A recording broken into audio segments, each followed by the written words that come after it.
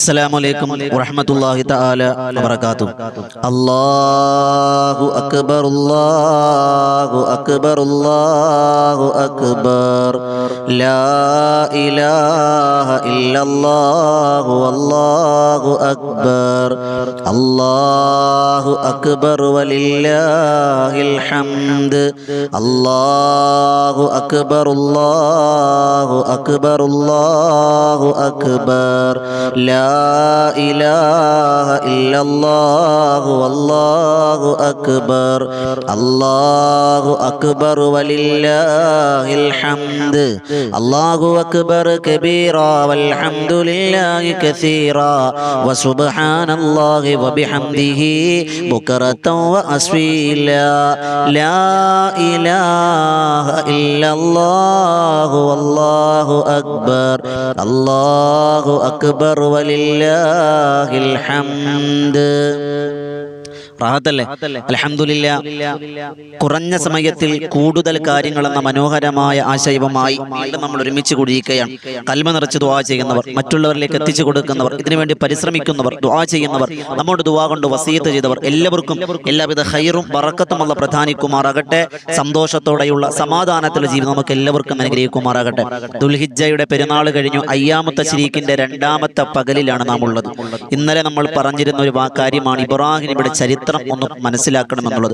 വിശാലമായി പറയാൻ നമുക്ക് സമയമില്ല, കുറഞ്ഞ സമയം കൂടുതൽ കാര്യങ്ങൾ. എന്നാലും സാധാരണ നമ്മളൊരു 10 മിനിറ്റിനുള്ളിൽ ഒതുങ്ങി തീർക്കലാണ്. എന്നൊരൽപ്പം വൈകിയാൽ, വീഡിയോക്ക് ലെങ്ത് കൂടിയാൽ നിങ്ങൾ എന്നോട് പൊരുത്തപ്പെടണം. ആ ചരിത്രത്തിന്റെ പ്രധാന ഭാഗങ്ങൾ വേഗം ഒന്ന് നിങ്ങൾക്ക് പറഞ്ഞു തരാം. ഈ ദുൽഹിജ്ജ മാസത്തിൽ മഹാനായ ഇബ്രാഹിം നബിയെയും ഇസ്മായിൽ നബിയെയും ഹാജറ ബിബിയെയും സ്മരിക്കൽ, ഓർക്കൽ, അത് പ്രത്യേകം നമ്മുടെ ബാധ്യതയാണ്. അല്ലാഹു ഈമാൻ അനുഗ്രഹിക്കുമാറാകട്ടെ. എന്റെ പ്രിയമുള്ളവരെ, ഇബ്രാഹിം നബി അലൈഹിസ്സലാത്തു വസ്സലാം അത് ജീവിതത്തിൽ ഓരോ ദുൽഹിജ്ജ കടന്നു വരുമ്പോഴും നമ്മുടെ ജീവിതത്തിലേക്ക് ഓടിയെത്തുന്ന ഓർമ്മ പുതുക്കലാണ് ഇബ്രാഹിം നബിയുടെയും ഇസ്മായിൽ നബിയുടെയും ഹാജറ ബിബിയുടെയും ജീവിത ചരിത്രം, ഇല്ലേ? നമുക്കറിയാം ഇബ്രാഹിം നബി അലൈഹിസ്സലാത്തു വസ്സലാം, ആ ഇബ്രാഹിം നബി അലൈഹിസ്സലാത്തു വസ്സലാമിന്റെ വാപ്പയുടെ പേര് താറഹ് എന്നാണ്.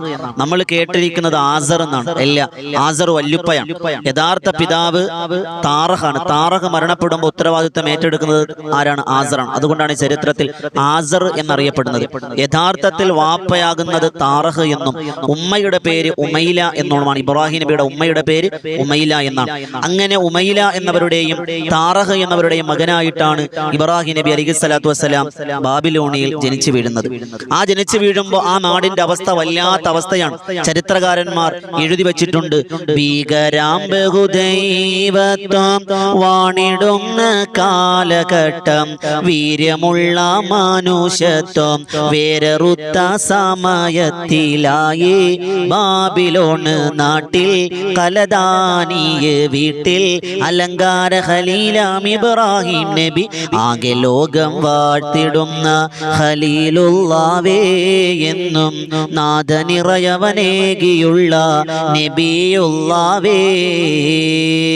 ബിംബങ്ങൾക്ക് സുജൂദ് ചെയ്യുകയും ബിംബങ്ങളെ ദൈവമായും കണ്ടുകൊണ്ടിരുന്ന ഒരു കാലഘട്ടത്തിലാണ് ഇബ്രാഹിം നബി അലൈഹിസ്സലാത്തു വസ്സലാം ജനിച്ചുകൊണ്ടിരുന്നത്. വാപ്പായാകുന്ന, തന്റെ വളർത്തുപ്പയാകുന്ന, വാപ്പയുടെ അനുജനാകുന്ന ആസർ എന്ന് പറയുന്നയാൾ, വാപ്പ എന്നാണ് ഖുർആൻ പറഞ്ഞിട്ടുള്ളത്. ആ പിതാവിന്റെയും ബിംബങ്ങൾ ഉണ്ടാക്കും. ഇബ്രാഹിം നബിയോട് പറയും, മോനെ കച്ചവടം കൊണ്ട് ചെന്ന് മാർക്കറ്റിൽ വെക്കുക. വാപ്പയെ സഹായിക്കാൻ മകന് ജോലിയാണല്ലോ, ഉത്തരവാദിത്താണ്. ഇബ്രാഹിം നബിന്റെയും ബിംബങ്ങളെ കൊണ്ടുപോകും. അന്ന് പ്രവാചകനായിട്ടില്ല. ആ ബിംബങ്ങളെ കൊണ്ട് ചെന്ന മാർക്കറ്റിൽ എല്ലാവരും ഈ ദൈവത്തിന് അങ്ങനെ കഴിവുണ്ട്, ഈ ദൈവത്തിന് ഇങ്ങനെ കഴിവുണ്ട് എന്നൊക്കെ എല്ലാവരും കച്ചവടം ചെയ്യുമ്പോൾ ഇബ്രാഹിം നബി വിളിച്ചു പറഞ്ഞത്, ഒരു ഉപകാരവും ഇല്ല, ഒരു ഉപദ്രവവും ഇല്ല, വെറും കല്ലാണ്, ഇതിനാരെങ്കിലും വാങ്ങാനുണ്ടോ എന്ന് ഇബ്രാഹിം നബി വിളിച്ചു പറയുമെന്നാണ്. എന്റെ പ്രിയമുള്ളവരെ, ഇബ്രാഹിം നബി അലൈഹിസ്സലാത്തു വസ്സലാം അന്ന് ബിംബാരാധനയെ ഒരുപാട് എതിർത്തിരുന്നയാളാണ്. ആരാണോ ബിംബങ്ങളെ എതിർത്തിരുന്നത് ആ ആളെ അല്ലാഹു റബ്ബ് സുബ്ഹാനഹു വ തആല പ്രവാചകനാക്കി എന്നാണ് ചരിത്രത്തിൽ രേഖപ്പെടുത്തുക. അങ്ങനെ നമുക്കറിയാം, ഞാൻ വിശാലമായി പറഞ്ഞു പോവാൻ, വേഗത്തിൽ പറഞ്ഞു പോവാൻ, വിശാലമായി പറയാൻ സമയമില്ല. നമുക്കറിയാം, അങ്ങനെ എല്ലാവരും ഒരു പെരുന്നാളിന്റെ സുദിനത്തിൽ ആഘോഷത്തിന് മറ്റൊരു നാട്ടിലേക്ക് പോയപ്പോ ഇബ്രാഹിം നബി ബിംബങ്ങളെയെല്ലാം തച്ചു തകർത്ത് തരിപ്പണാക്കി. തിരിച്ചു വന്ന് നോക്കുമ്പോൾ ബിംബങ്ങളെല്ലാം തകർന്നു, ഒരു ബിംബം മാത്രമുണ്ട്. ആളുകൾ ചോദിച്ചു ആരാ ഇത് ചെയ്തത്? അപ്പൊ കുറച്ച് ആളുകൾ പറഞ്ഞു ഇവിടെ ഇബ്രാഹിം എന്ന് പറഞ്ഞ ചെറുപ്പക്കാരനുണ്ട്, ഓൻ ഇങ്ങനെ വലിയ പ്രശ്നക്കാരനാണ്, ഇവിടെ ബിംബങ്ങൾക്കെല്ലാം എതിരാണ്, ചിലപ്പോൾ അവനായിരിക്കും. ഉടനെ രാജാവ് വന്ന് രാജ്യം ഭരിക്കുന്ന നമ്രൂദാണ്. രാജാവ് പറഞ്ഞു കൊണ്ടുവരാൻ പറഞ്ഞു. ചോദിച്ചു ആരാ ചെയ്തത്? ആ സമയത്ത് ഇബ്രാഹിം എന്ന് പറയുന്ന ചെറുപ്പക്കാരൻ പറഞ്ഞു നിങ്ങൾക്കറിയാലോ ആ റൂമിൽ ഒരുപാട് ബിംബങ്ങളുണ്ട്, എല്ലാം തകർന്നു, ഒരെണ്ണം മാത്രമുണ്ട്, ഓന്റെ കഴുത്തിലാണ് കോടാലി കിടക്കുക, ഓനോട് ചോദിക്ക്. അപ്പൊ ആളുകൾ ചോദിച്ചു ഇബ്രാഹിമെ, കാഴ്ച ശക്തിയില്ലാത്ത, കേൾവശക്തിയില്ലാത്ത, പറയാൻ കഴിയാത്ത ഈ ബിംബങ്ങളോട് എങ്ങനെ ചോദിക്കുക? ആ സമയത്ത് ഇബ്രാഹിം നബി ചോദിച്ചു എന്നാണ്, അങ്ങനെയുള്ള എന്തിനാണ് നിങ്ങൾ ആരാധിക്കുന്നത്? കേൾക്കാൻ കഴിയാത്ത, കാണാൻ കഴിയാത്ത, സഹായം ചെയ്യാത്ത ഈ ബിംബങ്ങൾ നിങ്ങൾ എന്തിനാ ആരാധിക്കണം? ജനങ്ങൾക്ക് പൊറുതിമുട്ടി, ഉത്തരം മുട്ടി. അതുകൊണ്ട് തന്നെ ആളുകൾക്ക് വലിയ ദേഷ്യമായി. അങ്ങനെ എന്റെ പ്രിയമുള്ള സഹോദരങ്ങളെ, ഇബ്രാഹിം നബി അലൈഹിസ്സലാത്തു വസ്സലാമിനെ കൊല്ലണം, വധിക്കണം എന്ന വലിയ തീരുമാനത്തിലായി. ചരിത്രത്തിൽ കാണാം സുബ്ഹാനല്ലാഹ്, ഇബ്രാഹിം നബി അലൈഹിസ്സലാത്തു വസ്സലാമിനെ കരിക്കുവാൻ വേണ്ടി വലിയൊരു തീക്കുണ്ടാരം ഉണ്ടാക്കി. ആ വലിയ തീക്കുണ്ടാരത്തിലേക്ക് സുബ്ഹാനല്ലാഹ് ഇബ്രാഹിം നബി അലൈഹിസ്സലാത്തു വസ്സലാമിനെ വലിച്ചെറിയണം. പക്ഷേ അവിടെയൊന്നും ഇബ്രാഹിം നബി എന്തില്ല, തകർന്നില്ല. കാരണം ഇബ്രാഹിം നബിക്കറിയാം അള്ളാഹു ആരെ ഇഷ്ടപ്പെടുന്നോ അവന്റെ പരീക്ഷണത്തിന്റെ തീച്ചുള കടന്നു വരുമെന്നാണ് ഈ ചരിത്രം നമ്മെ പഠിപ്പിക്കുക. ഇബ്രാഹിം നബി പതറിയില്ല. ഇബ്രാഹിം നബി എപ്പോഴും ഒരു ഇലാഹുണ്ട്, ഏക ഇലാഹുണ്ട്, ഈ ബിംബങ്ങളൊന്നുമല്ല എന്ന വലിയൊരു ഈമാനികമായ കരുത്ത് ഇബ്രാഹിം നബിക്കറിയാം. ഇബ്രാഹിം നബി എന്ന പ്രവാചകത്വം കിട്ടിയ പ്രവാചകനാണ്. ഇബ്രാഹിം നബി അലൈഹിസ്സലാത്തു വസ്സലാം പടച്ചവനെ തവക്കുലാക്കി. നമുക്ക് ഇബ്രാഹിം നബിയുടെ ദുൽഹിജ്ജ മാസം നമുക്ക് തരുന്ന പാഠം, എത്ര റബ്ബിലേക്ക് നമ്മൾ എടുക്കുന്നുവോ റബ്ബ് നമ്മിലേക്ക് അടുക്കുമെന്നാണ്. ആ റബ്ബ് നമ്മിലേക്ക് അടുത്താൽ പരീക്ഷണം കടന്നു വരുമെന്നാണ്. എത്ര വലിയ സങ്കടം വന്നാലും അള്ള പരീക്ഷിക്കും. എന്റെ പ്രിയമുള്ളവരെ, ആ പരീക്ഷണത്തിലാണ് വിജയിക്കാൻ കഴിയുക. അങ്ങനെ തീയിലിടുന്ന ദിവസം കടന്നു വന്നു. ചരിത്രത്തിൽ കാണാം ഇബ്രാഹിം നബി അലൈഹിസ്സലാത്തു വസ്സലാം ദിവസങ്ങളോളം, മാസങ്ങളോളം തീ കൂട്ടിയ വലിയൊരു തീക്കുണ്ടാരത്തിലേക്ക് ഇബ്രാഹിം നബി അലൈഹിസ്സലാത്തു വസ്സലാമിനെ വലിച്ചെറിയാൻ അങ്ങനെ തീരുമാനിച്ചു. സുബ്ഹാനല്ലാഹ്. പക്ഷെ അപ്പോഴൊന്നും ഇബ്രാഹിം നബിക്ക് എന്തില്ല, വലിയ വിഷമമില്ല, സങ്കടമില്ല. ഇവിടെയാണ് മറ്റൊരു കാര്യം മനസ്സിലാക്കാനുള്ളത്. അങ്ങനെ ഇബ്രാഹിം നബിയെ തീക്കുണ്ടാരത്തിലേക്ക് അമ്പിലിന്റെ അറ്റത്ത് വെച്ച് കെട്ടി വലിച്ചെറിയാൻ നോക്കാണ്. അപ്പൊ മഹാനായ മുഖറബുൽ അംലാഖ് മലക്ക് ജിബ്രീൽ അലൈഹിസ്സലാത്തു വസ്സലാം പറന്നിറങ്ങിയിട്ട് ചോദിച്ചു നബിയെ ഞാൻ സഹായിക്കട്ടെ. ആ സമയത്ത് ഇബ്രാഹിം നബി അലൈഹിസ്സലാത്തു വസ്സലാം പറഞ്ഞു എനിക്ക് നിന്റെ സഹായം വേണ്ട ജിബ്രീലെ, നിന്റെ സഹായം വേണ്ട. എന്നെ പടച്ച, എന്നെ പരിപാലിക്കുന്ന, എനിക്ക് വേണ്ടതൊക്കെ ചെയ്തു തരുന്ന, ഞാൻ വിശ്വസിക്കുന്ന എന്റെ റബ്ബ് എനിക്കുണ്ട്. ആ റബ്ബിന്റെ സഹായം എനിക്ക് മതി, നിന്റെ സഹായം എനിക്ക് വേണ്ട. എന്തൊരു ഈമാനം നോക്കിയ, റബ്ബിനെ മതി. തവക്കൽതു അലല്ലാഹ് ഹസ്ബുനല്ലാഹു വ നിഅമൽ വകീൽ നിഅമൽ മൗലാ വ നിഅമൻ നസീർ. എന്റെ റബ്ബിനെ ഞാൻ തവക്കലാക്കിയിട്ടുണ്ട്, ജിബ്രീലെ നീ പോയിക്കോ. ജിബ്രീൽ അലൈഹിസ്സലാത്തു വസ്സലാം കയറിപ്പോയി. മീകായിൽ അലൈഹിസ്സലാത്തു വസ്സലാം ഇറങ്ങി വന്നു. നബിയെ, ഞാൻ മീകായില, മഴ കൊണ്ടുള്ള ഡ്യൂട്ടി എനിക്കാ, ഞാൻ വലിയൊരു മഴ പെയ്ത ഈ തീ കെടും, ഞാൻ കെടുത്തട്ടെ. ഇബ്രാഹിം നബി അലൈഹിസ്സലാത്തു വസ്സലാം പറഞ്ഞു മീകായിലെ, നീ എവിടെ വേണോ മഴ പെയ്തോ, എനിക്കത് പ്രശ്നമില്ല, പക്ഷെ നിന്റെ സഹായം എനിക്ക് വേണ്ട. ഹസ്ബുനല്ലാഹു വ നിഅമൽ വകീൽ. എന്റെ റബ്ബിനെ ഞാൻ തവക്കലാക്കിയിട്ടുണ്ട്, എന്റെ റബ്ബ് എനിക്ക് മതി, എന്റെ റബ്ബിന്റെ സഹായം എനിക്ക് കിട്ടുമെന്ന് എനിക്ക് ഉറപ്പാ, നിങ്ങളുടെ ആരുടെയും സഹായം എനിക്ക് വേണ്ട. ഇതാണ് ഈമാൻ, നമ്മൾ മനസ്സിലാക്കുക. അങ്ങനെ എന്റെ പ്രിയമുള്ള സഹോദരങ്ങളെ, ഇബ്രാഹിം നബി അലൈഹിസ്സലാത്തു വസ്സലാമിനെ തീക്കുണ്ടാരത്തിലേക്ക് വലിച്ചെറിയാൻ പോവാൻ. അപ്പോഴും ക്ഷമയാണ് അല്ലേ? ആ സമയം വല്ലാതെ എല്ലാവരും അത്ഭുതപ്പെട്ട് നിൽക്കുകയാണ്. പക്ഷേ ഇബ്രാഹിം നബിയോ, നാഥന്റെ പരീക്ഷണം ഖലീലിലായി നിറഞ്ഞിതാ, സുബ്രിലായി മുന്നേറി നബിയോർ, ജന്നത്തിൽ അനുഗ്രഹം നേടിടുവാൻ ശുഅലായി മുന്നേറി ഫൗസായി, എന്നും മുന്നേറി ഫൗസായി. നാഥന്റെ പരീക്ഷണം ഖലീലിലായി നിറഞ്ഞിതാ, സുബ്രിലായി മുന്നേറി നബിയോർ, ജന്നത്തിൽ അനുഗ്രഹം നേടിടുവാൻ ശുഅലായി മുന്നേറി ഫൗസായി, എന്നും മുന്നേറി ഫൗസായി. തീയിലേക്ക് അവർ നബിയോരെ വലിച്ചെറിഞ്ഞ്, ചൂടത് തണുപ്പായി ഇറയോനായി മറിഞ്ഞ്, നബിയുള്ള സുഖമായി അതിനുള്ളിൽ കഴിഞ്ഞ്. എത്തിര അത്ഭുത കാര്യങ്ങൾ ഈ ദുനിയാവിൽ കണ്ണിന് കാണാത്ത 1000 തന്ത്രങ്ങൾ എല്ലാം അമൈത്ത് പോറ്റിയിടും പെരിയവനല്ല, ആലിമുൽ ഗൈബായവനല്ല. നാഥന്റെ പരീക്ഷണം ഖലീലിലായി നിറഞ്ഞിതാ, സുബ്രിലായി മുന്നേറി നബിയോർ, ജന്നത്തിൽ അനുഗ്രഹം നേടിടുവാൻ ശുഅലായി മുന്നേറി ഫൗസായി. ഇബ്രാഹിം നബി പറഞ്ഞു പേടിക്കണം, എനിക്ക് എന്റെ റബ്ബിൽ വിശ്വാസമുണ്ട്. റബ്ബ് ഉടനെ ഈ വർത്താനം കേട്ടപ്പോ അല്ലാഹു റബ്ബ് സുബ്ഹാനഹു തീനോട് പറഞ്ഞു, തീയെ യാ നാറു കൂനി ബർദം വസലാമ അല ഇബ്രാഹിം, നീ ഒന്ന് AC ആയിക്കോട്ടെ. എന്റെ പ്രവാചകനാ വരണേ, എന്റെ പ്രവാചകനാ, എന്റെ അടിമയാ, എന്നെ തവക്കുലാക്കിയിരിക്കാം, നീ തണുപ്പാക്. ഉമ്മമാരെ പഠിച്ചു വെച്ചോ. ഈ ദുൽഹിജ്ജയുടെ അയ്യാമത്തെ ശരീക്കിന്റെ രണ്ടാമത്തെ പകലിൽ നാം ഈ ചരിത്രം കേൾക്കുമ്പോ, തീ കത്തിക്കുമ്പോ, അടുപ്പ് കത്തിക്കുന്നതിന് മുമ്പ് ഈ ഒരു വാക്ക് പറയുക, യാ നാറു കൂനി ബർദം വസലാമ അലാ ഇബ്രാഹിം. മഹാരഥന്മാർ പറയുന്നു, തീ കൊണ്ടുള്ള അപകടം നമുക്കുണ്ടാകൂല. നമുക്കറിയാം ആർത്തവ സമയത്തും അതുപോലെ പീരീഡ് സമയത്തൊക്കെ നമുക്കിത് ചൊല്ലാം. ഇത് ഖുർആൻ ആയത്താണെങ്കിലും ദിക്ർ എന്ന നിലയിൽ നമുക്കത് ചൊല്ലാം. അത് പഠിച്ചു വെക്കുക. അള്ളാഹു ഭാഗ്യം തരട്ടെ. അങ്ങനെ 40 ദിവസം ഇബ്രാഹിം നബി അതിനകത്ത് AC റൂമിൽ കിടന്നു എന്നാണ്. രോമം പോലും കരിഞ്ഞില്ല. എത്രത്തോളം എന്ന് പറഞ്ഞാൽ ഇബ്രാഹിം നബിയെ ചുറ്റി വരിഞ്ഞിരുന്ന കയറ് കരിഞ്ഞു പോയി. ഇബ്രാഹിം നബിക്ക് ഒന്നും പറ്റിയില്ല. സുബ്ഹാനല്ലാഹ്. എന്റെ പ്രിയമുള്ള സഹോദരങ്ങളെ, ഈ രംഗമെല്ലാം കണ്ട് ഓടി വരുന്നുണ്ട് ഒരാള്, മഹദിയായ ഉമൈല ബീവി. ഉമ്മയാണ്. നമുക്കറിയാം ഉമ്മമാർക്ക് മക്കൾ എന്ന് പറഞ്ഞ ജീവനാണ്. മക്കൾ ഒരു അപകടത്തിൽപ്പെട്ടാൽ അത് എന്ത് അപകടം, വെള്ളമാണെന്നോ തീയാണെന്നോ കടലാണെന്നോ നോക്കൂല, കൂടെ ചാടും ഉമ്മമാർ. അവർക്ക് മക്കൾ മാത്രമേ ഉള്ളൂ ചിന്ത, വേറെ ഒന്നും എനിക്ക് അപകടം പറ്റുമെന്ന് ചിന്തയില്ല. ഇബ്രാഹിം നബിയെ തീയില വലിച്ചെറിഞ്ഞപ്പോ മുന്നിൽ വന്ന് നിന്നു ഉമൈല ബീവി കരഞ്ഞു എന്നാണ്. ഉമൈല ബീവി കരഞ്ഞപ്പോ ഇബ്രാഹിം നബി വിളിച്ചു, ഉമ്മ നിങ്ങൾ കരയണ്ട, ഞാനിവിടെ സുരക്ഷിതനാണ്, വിഷമിക്കേണ്ട, അകത്തേക്ക് വരാൻ പറഞ്ഞു. മകൻ വിളിക്കുന്നത് തീക്കുണ്ടാരത്തിലേക്കാണെന്ന് പോലും ഓർക്കാതെ ചരിത്രത്തിൽ കാണാം. ഇബ്നു അബ്ബാസ് തങ്ങൾ പറയുന്ന ചരിത്രം, ഉമൈല ബീവി തീയിലേക്ക് കയറിയെന്നാണ്. ഉമൈല ബീവി 3 ദിവസം മകനോടൊപ്പം താമസിച്ചു. ഉമ്മക്കൊന്നും സംഭവിച്ചില്ല. കാരണം ഹസ്ബുനല്ലാഹു വ നിഅ്മൽ വക്കീൽ നിഅ്മൽ മൗലാ വ നിഅ്മൻ നസീർ. എന്റെ പ്രിയമുള്ളവരെ, ഇവിടെ ലോകത്തിലെ മുഴുവൻ ജീവജാലങ്ങളും അതിനെതിരിൽ ഒരുപാട് പരിശ്രമിക്കുകയും ഒരുപാട് കരയുകയും ചെയ്തു. പക്ഷേ പല്ലി എന്ന ജന്തു മാത്രം, ജീവി മാത്രം ഇബ്രാഹിം നബിയെ തീ കത്തിക്കാൻ ഊതി തീ ഇങ്ങനെ കത്തിപ്പിടിക്കാൻ സഹായിച്ചു എന്നാണ്. അതുകൊണ്ട് തന്നെ പല്ലിയെ കൊല്ലൽ ഇബാദത്താണ്. പല്ലിയെ ഒറ്റയടിക്ക് കൊന്നാൽ 100 നന്മയാണ്. എന്താ കാരണം? ഇബ്രാഹിം നബിയെ തീയിലിട്ട് കത്തിക്കാൻ വേണ്ടി സഹായിച്ച ഒരേ ഒരു ജീവി പല്ലിയാണ്. ആ പല്ലിയെ കൊല്ലാൻ ഇസ്ലാം പറയുന്നുണ്ട്. മുത്തുനബി തങ്ങൾ പറഞ്ഞു, ഇവിടെ കരുണ കാണിക്കണം, ഒറ്റയടിക്ക് കൊന്നേക്കണം, ഇഞ്ചിഞ്ചായി കൊല്ലല്ലേ, അതിനോട് കരുണ കാണിക്ക്, ഒറ്റയടിക്ക് കൊന്നാൽ 100 നന്മ കിട്ടുമെന്ന് നബിയുനാ റസൂലുള്ളാഹി സ്വല്ലല്ലാഹു അലൈഹി വസല്ലം. അങ്ങനെ ആ പരിശുദ്ധമായ ഇറാഖിൽ ഒരു നിലയ്ക്ക് നിൽക്കാൻ കഴിയുന്നില്ല, ഉപദ്രവമാണ്. അങ്ങനെ അവിടെ നിന്ന് അള്ളാഹുവിന്റെ കൽപ്പന, അങ്ങനെ അവിടെ നിന്നും എന്റെ പ്രിയമുള്ളവരെ തന്റെ ഭാര്യയാകുന്ന സാറാ ബീവിയും കൂടി ഫലസ്തീനിലേക്ക് പുറപ്പെട്ടു. ഫലസ്തീനിൽ കുറെ തവണ താമസിച്ചു. കുറെ ദിവസം താമസിച്ചപ്പോ അവിടെ ക്ഷാമം വന്നു, വല്ലാതെ പട്ടിണിയും പരിവട്ടവും വന്നപ്പോ അവിടെ നിന്നും ഈജിപ്തിലേക്ക് യാത്ര തിരിച്ചു.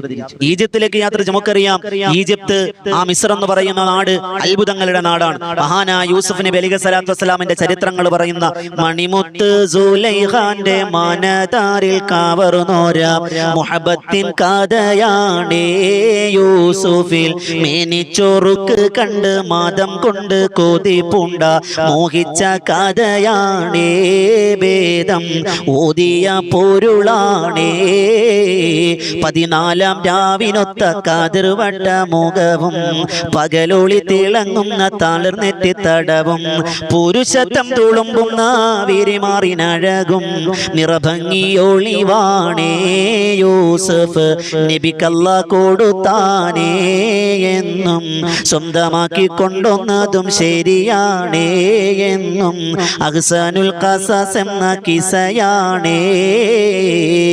ഇബ്രാഹിം നബി അലൈഹി സ്വലാത്തു വസ്സലാം മിസ്റിലെത്തി.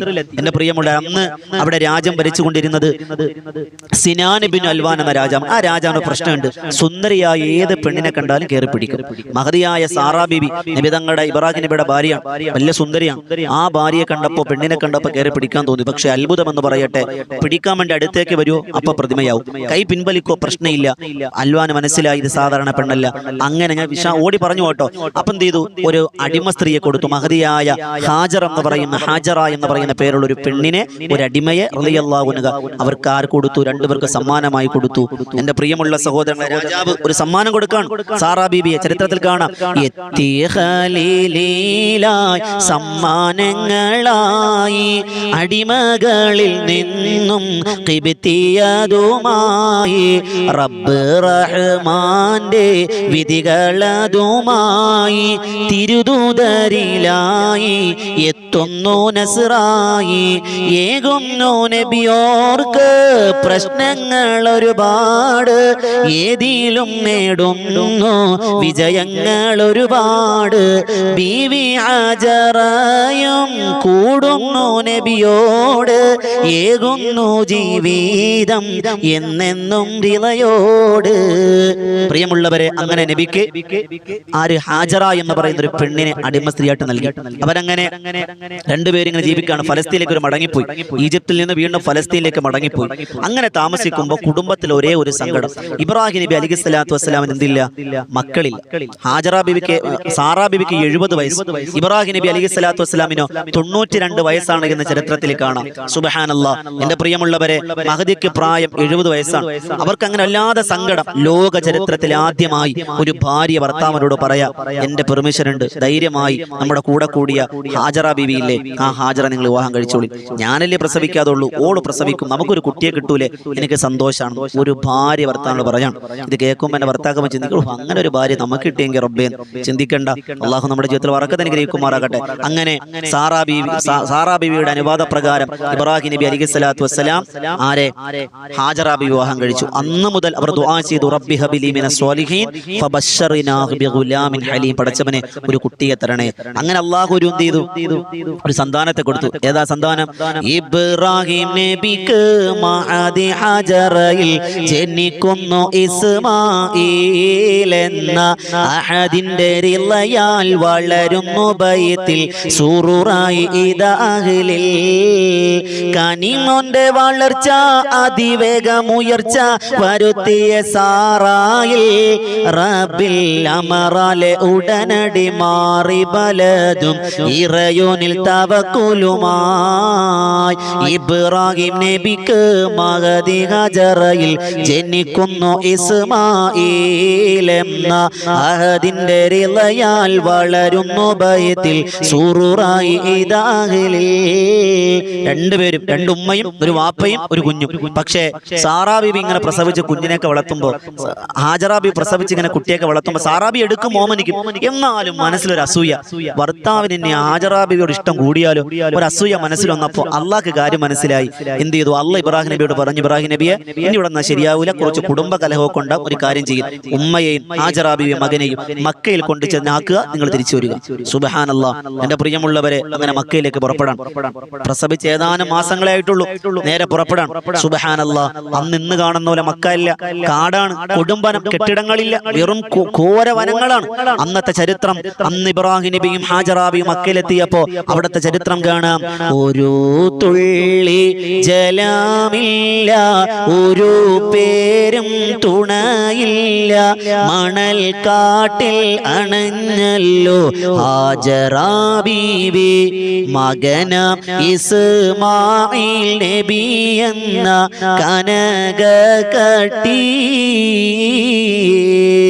ദുരിതങ്ങൾ ഒരുപാട്, തടസ്സങ്ങൾ വരും നാട്, ഇറയോന്റെ ഇടപാട് വരവും കാത്ത് നബിയോർ കഴിയുന്നു ദിനമെന്നും റജായിലായി. ആൾവാസമില്ല. എന്റെ പ്രിയമുള്ളവരെ, ഇബ്രാഹിം നബി അലൈഹി സ്വലാത്തു വസ്സലാം കൊണ്ടുവന്നിട്ട് തിരിച്ചുപോയി. ചോദിച്ചു, എങ്ങോട്ടാ പോണേ എന്ന് പറഞ്ഞു. നിങ്ങൾ ഇവിടെ ഉപേക്ഷിച്ചിട്ട് പോകാൻ റബ്ബിന്റെ തീരുമാനം. ഹാജറ ബീവി ചോദിച്ചു, ഇവിടെ മനുഷ്യനില്ല, വെള്ളമില്ല, കാട്ടുമൃഗങ്ങളാണ്, വനങ്ങളാണ്, എന്നാലും പ്രശ്നമില്ല, നിങ്ങളുടെ റബ്ബ്, നമ്മുടെ റബ്ബ് അത് പറഞ്ഞിട്ടുണ്ടോ? ഇബ്രാഹിം നബി പറഞ്ഞു, അതെ പറഞ്ഞിട്ടുണ്ട്. ആ സമയത്ത് ഇബ്രാഹിം നബി അലൈഹി സ്വലാത്തു വസ്സലാമിന്റെ ഭാര്യയാകുന്ന ഹാജറ ബീവി പറഞ്ഞ വാക്കാണ് നമ്മുടെ കൽബിൽ അലയടിക്കേണ്ടത്. റബ്ബ് അങ്ങനെ പറഞ്ഞെങ്കിൽ തവക്കൽതു അലല്ലാഹ്, എന്റെ റബ്ബിൽ ഞാൻ തവക്കുലാണ്, എനിക്കും കുട്ടിക്കും പേടിക്കാനില്ല, നിങ്ങൾ പോയിക്കോ. സുബ്ഹാനല്ലാഹ്. എന്റെ പ്രിയമുള്ളവരെ, അങ്ങനെ ഇബ്രാഹിം നബി മടങ്ങിപ്പോയി. കൊണ്ടുവന്ന വെള്ളം തീർന്നു, കഴിക്കാൻ ഭക്ഷണം തീർന്നു. സുബ്ഹാനല്ലാഹ്. അത്രമാത്രം മഹദിയായ ഹാജറ ബീവി എന്തെന്നറിയോ? സുബ്ഹാനല്ലാഹ്. എന്ത് ചെയ്യും? വെള്ളമില്ല. അങ്ങനെ തന്റെ കുഞ്ഞിനെ കാട്ടുമൃഗങ്ങളിൽ നിന്ന് വല്ലാതെ പേടി, ചെന്നായൊന്ന് കടിച്ചാലോ, ഒരു വെള്ള തുണിയിൽ പൊതിഞ്ഞു ഒരു മരത്തിന്റെ ചുവട്ടിൽ കിടത്തിയിട്ട് പറഞ്ഞു, ഹസ്ബുനല്ലാഹു വ നിഅമൽ വകീൽ നിഅമൽ മൗലാ വ നിഅമൻ നസീർ. വീടിന്റെ വാതിലടയ്ക്കുമ്പോൾ പറയുമ്മ, ഹസ്ബുനല്ലാഹു വ നിഅമൽ വകീൽ നിഅമൽ മൗലാ വ നിഅമൻ നസീർ. വാഹനത്തിന്റെ ലോക്കിടുമ്പോൾ പറയുവാപ്പ, ഹസ്ബുനല്ലാഹു നിഅമൽ വകീൽ നിഅമൽ മൗലാ വ നിഅമൻ നസീർ. മക്കളെ പഠിക്കാൻ ബുക്ക് തുറക്കുമ്പോൾ പറയ്, ഹസ്ബുനല്ലാഹു വ നിഅമൽ വകീൽ നിഅമൽ മൗലാ വ നിഅമൻ നസീർ. ആ ബുക്ക് അടച്ചു വെക്കുമ്പോൾ പറയ്, ഹസ്ബുനല്ലാഹു വ നിഅമൽ വകീൽ നിഅമൽ മൗലാ വ നിഅമൻ നസീർ. അല്ലാഹ് സഹായിക്കുമെന്നാണ്. ഹാജറ ബീവി മോനെ കിടത്തി. സുബ്ഹാനല്ലാഹ്. എന്നിട്ട് തൊട്ടപ്പുറത്തൊരു മല കണ്ടു, ഇസ്മുഹു സഫ, സഫ എന്നാണ്. അവിടെ നിന്നും ആ മലയിലേക്ക് കയറി, അവിടെ നിന്നും മർവയിലേക്ക് ഓടി. സഫ മർവക്കിടയിൽ 7 തവണ ഓടി എന്നാണ്. ഇന്നും ഹജ്ജിന്റെ അമലുകളിൽ, ഉംറയുടെ അമലുകളിൽ നമുക്ക് കാണാം. സഈ ചെയ്യുക, സഫ മർവക്കിടയിൽ ഓടുന്ന ചരിത്രം. അത് മഹദിയായ ഹാജറ റളിയല്ലാഹു തആല തന്റെ കുഞ്ഞിന് വേണ്ടി, വെള്ളത്തിന് വേണ്ടി ഓടി. അമ്പിളിച്ചേലുള്ള അമ്പർ മണമുള്ള ഇമ്പത്തരുണിയാൾ പൂമുത്ത് ഹാജറ ദൂതരിബ്രാഹിം ആദരപ്പൂവിൻ്റെ അഴകേറും തങ്കപ്പൂത്തൂനാരി ഹാജറ. വെറുതെ പാടാനുള്ളതല്ല. അങ്ങനെ പ്രിയമുള്ളവരെ 7 തവണ ഓടിയപ്പോ ഒരു വെള്ളത്തിന്റെ ശബ്ദം. നോക്കുമ്പോ സുബ്ഹാനല്ലാഹ്, തന്റെ മകൻ കിടന്ന ഭാഗത്തുനിന്ന് വെള്ളത്തിന്റെ ശബ്ദം. മഹാനായ ജിബ്രീൽ അലൈഹിസ്സലാത്തു വസ്സലാം പറന്നിറങ്ങിയിട്ട് തന്റെ മകൻ കാലിട്ടടിക്കുന്ന ഭാഗത്ത് ജിബ്രീൽ അലൈഹിസ്സലാത്തു വസ്സലാം ചിറക് കൊണ്ടടിച്ചു എന്നാണ്. അവിടെ ഉറവ പൊട്ടി ഒലിച്ചു, വെള്ളം നിൽക്കുന്നില്ല. സുബ്ഹാനല്ലാഹ്, മഹദിയായ ഹാജറാബി ഓടി വന്നപ്പോ കാലിന്റെ താഴ്ഭാഗത്തോട് വെള്ളം ഒഴുകുന്നു. മഹദിയായ ഹാജറാബി വിളിച്ചു സമി സമി, മതി മതി എന്ന് വിളിച്ചു. ആ പേരാണ് പിന്നീട് സംസമായി മാറിയത് എന്ന് ചരിത്രം. ഇൻഷാ അല്ലാഹ് സംസം വെള്ളത്തിന്റെ മഹത്വം മറ്റൊരു വീഡിയോയിലൂടെ പഠിക്കാനുണ്ട്. ഹജ്ജിന് അമാല് കഴിഞ്ഞ ആളുകളൊക്കെ നാട്ടിലേക്ക് സംസം വെള്ളം കൊണ്ടുവരും. ആ വെള്ളം കൊണ്ടുവരുമ്പോൾ അത് മേടിക്കുമ്പോഴും കുടിക്കുമ്പോഴും പാലിക്കേണ്ട മര്യാദകൾ എന്തൊക്കെയെന്നൊരു വീഡിയോ നമുക്ക് ചെയ്യാം. അള്ളാഹു ഭാഗ്യം തരട്ടെ. അങ്ങനെ പ്രിയമുള്ളവരെ, അങ്ങനെ എന്തുണ്ടായി? അവിടെ വെള്ളം വന്നു, ആളുകളൊക്കെ വന്ന് താമസിച്ചു. കുറെ നാളുകൾ കഴിഞ്ഞപ്പോ ഇബ്രാഹിം നബി അലൈഹി സ്വലാത്തു വസ്സലാം മടങ്ങി വന്നു. അന്ന് ഏകദേശം ചരിത്രത്തിൽ കാണാം മകന് 9 വയസ്സെന്നൊരു അഭിപ്രായമുണ്ട്. ഇസ്മായിൽ നബിക്ക് 13 വയസ്സെന്നൊരു അഭിപ്രായമുണ്ട്. എന്ത് തന്നെയായാലും തിരിച്ചറിവിന്റെ ഒക്കെ പ്രായമെത്തി. പക്ഷെ കുഞ്ഞിളം പ്രായത്തിലാണ് മകനെ വാപ്പ കണ്ടിട്ടുള്ളൂ, പിന്നെ കണ്ടിട്ടില്ല. വാപ്പ വന്നു, മകനെ കണ്ടു, തിരിച്ചറിഞ്ഞു. സന്തോഷത്തിന്റെ നിമിഷങ്ങൾ. എന്റെ പ്രിയമുള്ളവരെ, അങ്ങനെ ഇരിക്കുമ്പോഴാണ്, മക്കയിൽ താമസിക്കുമ്പോഴാണ് സുബ്ഹാനല്ലാഹ് അല്ലാഹുവിന്റെ റബ്ബ് സുബ്ഹാനഹു വ തആല സ്വപ്നത്തിലൂടെ അറുക്കാൻ വേണ്ടി സ്വപ്നം കാണിക്കുന്നത്. സുബ്ഹാനല്ലാഹ്, ആ മകനോട് സ്വപ്നം കണ്ടപ്പോ വാപ്പ മകനോട് ചോദിച്ചു, മോനെ യാ ബുനിയ ഇന്നി അറാ ഫിൽ മനാം ഇന്നി അദ്ബഹുക ഫൻദുർ മാ തറ. മോനെ, ഞാനൊരു സ്വപ്നം കണ്ടു, അള്ളാന്റെ മാർഗ്ഗത്തിൽ നിന്നെ ബലിയെറുക്കാനാണ്, എന്താ നിന്റെ അഭിപ്രായം? ഇത് കേട്ടപ്പോൾ മകൻ പറഞ്ഞ വാക്ക് എന്താണെന്നറിയോ? ഇവിടെയാണ് ചരിത്രം. യാ അബത്തി ഇഫ്അൽ മാ തുഅമർ സതജിദൂനി ഇൻഷാ അല്ലാഹു മിനസ് സാബിരീൻ. വാപ്പയോട് റബ്ബ് കൽപ്പിച്ചെങ്കിൽ ചെയ്തോളും, എന്നെ ഇറക്കാനല്ലേ, വെട്ടിമുറിച്ച ഒരു പ്രശ്നമില്ല വാപ്പ. അള്ളാഹു നമ്മളെ സ്വാബിരീങ്ങളുടെ കൂട്ടത്തിൽ, അനുസരണയുള്ളവരുടെ കൂട്ടത്തിൽ, ക്ഷമാശീലരുടെ കൂട്ടത്തിൽ ഉൾപ്പെടുത്തി അനുഗ്രഹിക്കുമാറാകട്ടെ എന്ന് ദുആ ചെയ്തു എന്നാണ്. അങ്ങനെ മോനോട്, ഭാര്യയോട് പറഞ്ഞു, ഹാജറയോട് പറഞ്ഞു, ഒരുക്കാൻ പറഞ്ഞു. മകനെ ഒരുക്കി. എന്തിനാണെന്ന് പറഞ്ഞില്ല, കൊണ്ടുപോയി. അൽഹംദുലില്ലാ, ആ സമയത്ത് ഇബ്ലീസ് കടന്നു വന്നു. ഉമ്മയോട് പറഞ്ഞു, ഹാജറ മകൻ അറുക്കാൻ കൊണ്ടുപോകണം. നീ ഒരു ഉമ്മയല്ലേ? ചോദിച്ചു. റബ്ബിന്റെ കൽപ്പനയല്ലേ, എനിക്ക് പ്രശ്നമില്ല. ഇസ്മായിൽ നബിയോട് ഇബ്ലീസ് വന്നു, മോനെ നിന്നെ അറുക്കാൻ കൊണ്ടുപോകാൻ, എന്റെ റബ്ബിന്റെ കൽപ്പനയല്ലേ, പ്രശ്നമില്ല. പിന്നെ ആകെയുള്ളത് ഇബ്രാഹിം നബിയാണ്. ഇബ്രാഹിം നബിയുടെ അടുക്കലേക്ക് വന്നു. സുബ്ഹാനല്ലാഹ്, ഇബ്രാഹിം നബി അലൈഹി സ്വലാത്തു വസ്സലാം ജംറത്തുൽ അഖബയിലെത്തി 7 തവണ കല്ലെറിഞ്ഞോട്ടിച്ചു. രണ്ടാമത് ജംറത്തുൽ ഉസ്തയിലെത്തി, അവിടെയും ഇബ്ലീസ് വന്നപ്പോൾ 7 തവണ കല്ലെറിഞ്ഞു. 7 തവണ ജംറത്തുൽ ഊലയിലെത്തി, അവിടെയും ഇഴഞ്ഞതാണ്. ഹജ്ജിന്റെ അമാലുകളിൽ 3 ജംറകളിൽ കല്ലെറിയുന്നത് ഈ ചരിത്രത്തെ ഓർമ്മപ്പെടുത്തിയാണ്. അവിടെയാണ് ഇബ്ലീസിനെ ഇബ്രാഹിം നബി കല്ലെറിഞ്ഞോടിച്ചത്. സുബ്ഹാനല്ലാഹ്, അങ്ങനെ മിനയിലെത്തി. മിനയിൽ നടന്ന അത്ഭുതമാണ്. വേഗം പറഞ്ഞ് അവസാനിപ്പിക്കാണ്. അവിടെയാണ് ചരിത്രം. ഉടനെ കഴുത്തന്റെ ദറുക്കുബാപ്പാ, ഉടയോ തുണയില്ലേ നമുക്ക് ബാപ്പാ. ഉടനെ കഴുത്തന്റെ ദറുക്കുബാപ്പാ, ഉടയോ തുണയില്ലേ നമുക്ക് ബാപ്പാ. ആറ്റൽ കനിമോനെ ഇതാ നിന്നെ പോൽ, ഏറ്റം സുഖമെന്റെ മനസ്സിനിപ്പോൾ. സുബ്ഹാനല്ലാഹ്, ഇബ്രാഹിം നബി തന്റെ മകനെ ചരിച്ചു കിടത്തി. ഇബ്നു അബ്ബാസ് തങ്ങൾ പറയുന്നു, വാപ്പ ചരിച്ചു കിടത്തിയപ്പോ മകൻ വാപ്പയോട് പറയുന്ന ഒരു 10 വസിയത്തുണ്ട്. സുബ്ഹാനല്ലാഹ്, ചരിത്രം രേഖപ്പെടുത്തിയിട്ടുണ്ട് 10 വസിയത്തുകൾ. എന്തൊക്കെയെന്നറിയോ? വേഗം ഞാൻ പറഞ്ഞു തരാം. 1, വാപ്പ അൻ തർബത യദയ്യ, വാപ്പ എന്റെ 2 കൈകളെ നിങ്ങൾ കെട്ടണം. 2 കൈയെ കെട്ടണം. എന്തിനാണെന്നറിയോ? നമുക്ക് മക്കളുണ്ട്. ശ്രദ്ധയോടെ കേൾക്കുമ്മ, ശ്രദ്ധയോടെ കേൾക്കും വാപ്പ, എന്റെ 2 കൈ കെട്ടണം. കാരണം വേദന കൊണ്ട് ഞാൻ കൈ തട്ടി മാറ്റിയാലോ, എന്റെ കൈ കെട്ടിയില്ലെങ്കിൽ നിങ്ങൾ അറുക്കുമ്പോ വേദന കൊണ്ട് ഞാൻ തട്ടി മാറ്റിയാലോ റബ്ബിന്റെ കൽപ്പന അനുസരിക്കാൻ പറ്റൂല. രണ്ടാമത്തത് എന്റെ മുഖം കമഴ്ത്തി വെക്കണം. വാപ്പ, നിങ്ങൾക്ക് എന്നോട് ജീവിച്ച് കൊതി തീർന്നിട്ടില്ല, എനിക്ക് നിങ്ങളെ വാപ്പ എന്ന് വിളിച്ചു മതിയായിട്ടില്ല, നിങ്ങൾ എന്നെ സ്നേഹിച്ച് കൊതി തീർന്നിട്ടില്ല. അങ്ങനെ ഇരിക്കുമ്പോ എന്റെ മുഖം കാണുമ്പോ വാപ്പ നിങ്ങൾക്ക് അറുക്കാതിരിക്കാൻ മനസ്സ് വന്നാലോ, അറുക്കണ്ട അറുക്കണ്ടെന്ന് ചിന്തിച്ച റബ്ബിന്റെ കൽപ്പനകൾ എതിര് പ്രവർത്തിച്ചവനാവൂലേ? വേണ്ട, എന്റെ മുഖം മണ്ണിലേക്ക് നിങ്ങൾ കമഴ്ത്തി വെച്ചിട്ട് അറുത്തോളി, എനിക്ക് സന്തോഷമാണ്. സുബ്ഹാനല്ലാഹ്. അപ്പി മകന് കരയാണ്. മൂന്നാമത്തത് എന്റെ വസ്ത്രം അഴിക്കണം, എന്റെ വസ്ത്രം അഴിക്കണം. എന്തിനാണെന്നറിയോ അപ്പ? എന്റെ വസ്ത്രം അഴിക്കുന്നത് എന്റെ വസ്ത്രം അഴിച്ച് വിട്ടുന്ന ഉമ്മയാണ്. എന്റെ വസ്ത്രത്തിന്റെ രക്തം കലർന്നത് കണ്ടാൽ എന്റെ ഉമ്മാക്ക് സഹിക്കൂല, എന്റെ ഉമ്മാക്ക് സഹിക്കൂല. അതുകൊണ്ട് ഉമ്മാക്ക് സങ്കടാവും, അതെനിക്ക് സഹിക്കൂല. നാലാമത്തത് വശദ്ദു സഫർത്തുക, പാപ്പ കത്തിയുടെ മൂർച്ച ഒന്ന് കൂട്ടണം. എന്തിനെന്നറിയോ? അല്ലാഹുവേ, ഇബ്രാഹിം നബിയോട് ഇസ്മായിൽ നബി പറഞ്ഞു കൊടുക്കാൻ, വേഗം അറുക്കാനാണ്. അറിവിങ്ങനെ മുറിയാതെ വന്ന പിന്നെ അറുക്കണ്ടെന്ന് ചിന്തിച്ചാലോ? അതുകൊണ്ട് വേഗം ഒറ്റ വെട്ടിന് ഒറ്റ മുറിക്കൽ തല അറ്റുപോകട്ടെ. അതുകൊണ്ട് അങ്ങനെ ചെയ്യണം. അഞ്ചാമത്തത് പറഞ്ഞു വൻ തദ്ഹബ ഖമീസി ഇലാ ഉമ്മി, എന്റെ ഈ വസ്ത്രം എന്റെ ഉമ്മ കൊണ്ട് കൊടുക്കണം. എന്റെ ഉമ്മയ്ക്ക് ആ ഒരു ഓർമ്മയ്ക്ക് വേണ്ടി ഈ വസ്ത്രം ഉമ്മാന്റെ കയ്യിലേക്ക് കൊടുക്കണം. അതെന്റെ വസിയത്താണ്. ആറാമത് പറഞ്ഞു സല്ലിം അലൈഹ, എന്റെ ഉമ്മയോട് ഒരു സലാം പറഞ്ഞേക്കണേ വാപ്പ, ഈ മകൻ കൊടുക്കുന്ന സന്തോഷത്തിന്റെ അവസാന സലാം. ഏഴാമത് പറഞ്ഞു റബ്ബിന്റെ കൽപ്പനയിൽ ക്ഷമിക്കാൻ പറയണം. റബ്ബിന്റെ കൽപ്പനയാണ് ഉമ്മ, നിങ്ങൾ ക്ഷമിക്കാൻ പറയണം. ഏഴാമത്തത് പറഞ്ഞു റബ്ബിന്റെ കൽപ്പനയിൽ ക്ഷമിക്കുക. എട്ടാമത്തത് എവിടെ വെച്ച് അറുത്തു എന്ന് പറയരുത്. എവിടെയാണ്, എപ്പോഴാണ്, എങ്ങനെയാണ് അറുത്തതെന്ന് പറയാൻ പാടില്ല. ഒമ്പതാമത്തത് പറയുന്നു കുട്ടികൾ ഉമ്മയുടെ അടുത്ത് വരാതെ നോക്കണം. കുട്ടികൾ ഉമ്മയുടെ അടുത്ത് വരുമ്പോ ആ ഉമ്മ മനസ്സുകൊണ്ട് ചിന്തിക്കും, പടച്ചോനെ, എനിക്കും ഇങ്ങനെ ഒരു മകനുണ്ടായിരുന്നു, എനിക്കും ഇതുപോലൊരു കുട്ടി ഉണ്ടായിരുന്നു. അപ്പൊ അതുകൊണ്ട് ആ കുട്ടി, ഈ കുട്ടികളെ കാണുമ്പോ എന്റെ മകനെ ഓർത്തുമ്മ വേദനിക്കാൻ പാടില്ല, അങ്ങനെ അവസരം കൊടുക്കരുത്. പത്താമത് പറഞ്ഞു വലാ റഅതു ഉലാമൻ മിസ്ലി, എന്റെ പ്രിയപ്പെട്ടവരെ പറഞ്ഞു കൊടുക്കാണ്, എന്നെ പോലെയുള്ളവരെയും അങ്ങോട്ട് ഉമ്മ കാണാൻ ഇടവരരുത്. എന്നെ പോലെ മുഖഷേപ്പുള്ള രൂപഭാവമുള്ളവരെ കാണുമ്പോൾ എന്റെ ഉമ്മ സങ്കടപ്പെടും. സുബ്ഹാനല്ലാഹ്. എന്റെ പ്രിയമുള്ളവരെ, അങ്ങനെ 10 വസിയത്തുകൾ കൊടുത്തു എന്നാണ്. അങ്ങനെ അറുക്കാൻ വേണ്ടി കത്തി കഴുത്തിൽ വെച്ചു എന്നും അറുത്തു എന്നും കാണാൻ മുറിയുന്നില്ല. വനാദ മുനാദ് മിൻ ഖബിലിർ റഹ്മ, അല്ലാഹുവിന്റെ ഭാഗത്ത് നിന്ന് ജിബ്രീൽ അലൈഹിസ്സലാത്തു വസ്സലാം ഇറങ്ങി വന്നു. സുബ്ഹാനല്ലാഹ്. ഒരു ആടിനെ കൊടുത്തു. ആ സമയത്ത് സുബ്ഹാനല്ലാഹ് ജിബ്രീൽ അലൈഹിസ്സലാത്തു വസ്സലാം വിളിച്ചു അല്ലാഹു അക്ബർ അല്ലാഹു അക്ബർ. ഇബ്രാഹിം നബി വിളിച്ചു അല്ലാഹു അക്ബർ അല്ലാഹു അക്ബർ എന്ന് കേട്ടപ്പോൾ ഇബ്രാഹിം നബി വിളിച്ചു അല്ലാഹു അക്ബർ അല്ലാഹു അക്ബർ ലാ ഇലാഹ ഇല്ലല്ലാഹു അല്ലാഹു അക്ബർ. ഇത് കേട്ടപ്പോൾ ഇസ്മായിൽ നബി അലൈഹിസ്സലാത്തു വസ്സലാം വിളിച്ചു അല്ലാഹു അക്ബർ വലില്ലാഹിൽ ഹംദ്. സുബ്ഹാനല്ലാഹ്. ഇത്രമാത്രം ഞാൻ വേഗത്തിൽ പറഞ്ഞു പോയതാണ്. എന്തിനാണെന്നറിയോ? വേഗം അവസാനിപ്പിക്കാൻ. ഇതൊന്നുമല്ല ചരിത്രം, കുറെ പാടാനുണ്ട്, കുറെ പറയാനുണ്ട്. ഇൻഷാ അല്ലാഹ് നിങ്ങൾക്ക് കേൾക്കണമെന്ന് ആഗ്രഹമുണ്ടെങ്കിൽ നമ്മുടെ തന്നെ മറ്റൊരു ചാനലാണ് ബദറിൻ തീരം എന്നൊരു ചാനൽ. ഇത് വോയിസ് ഓഫ് ഷഫീഖ് ബദറിൻ ചാനൽ, അതുപോലെ ബദറിൻ തീരം എന്നൊരു ചാനലുണ്ട്. ആ ചാനലിൽ ഇപ്പൊ നമ്മൾ ദുൽഹിജ്ജ മുതൽ പറഞ്ഞുകൊണ്ടിരിക്കുന്നത് ഇബ്രാഹിം നബിയുടെ ചരിത്രമാണ്.